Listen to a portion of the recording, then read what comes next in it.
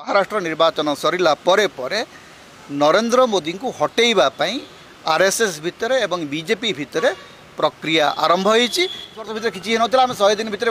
बहुत कथा करछु आज्ञा 100 दिन भितर आपण कोन करचंती सेटा आपण भुवनेश्वर रास्ता घाट देखले जना पड़ुची जे 100 आपण को गोटे योजना केमती कार्यकारी करा जाय सेटा मते जणा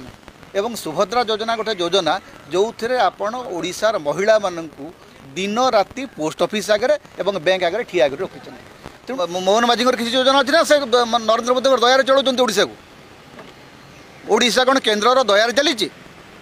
ओडिशार खणी खादान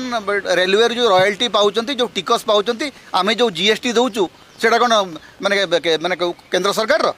नरेंद्र मोदी गोटे नियम अच्छी से अन्य मानक पई नियम करती निज पई से नियम लागू हुए ना। महाराष्ट्र निर्वाचन सरिला परे परे नरेंद्र मोदी को हटेइबा पई आरएसएस भितर एवं बीजेपी भितर प्रक्रिया आरंभ होईची जिबे ना। मोदी एवं सिंहासन ये दी जन केबे अलग हो पारे ना। राजमुकुट छाड़ाकू नरेंद्र मोदी कदापि प्रस्तुत हेबे ना एवं 75 वर्ष पूरीला बेलू ए प्रक्रिया आहुरी दृढ़तर हम सेटा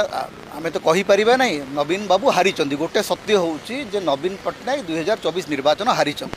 हरियाणा रे गोटे समय नरेंद्र मोदी जो क्रेज थिला आमे देखिलु जो हरियाणा रैली मानकर प्रधानमंत्री सभार 7-8 हजार लोक भी होना सेते बेले नवीन पट्टनायक ओडिशार मुख्यमंत्री ही आसुचंती जेते बेले कलाहांडीर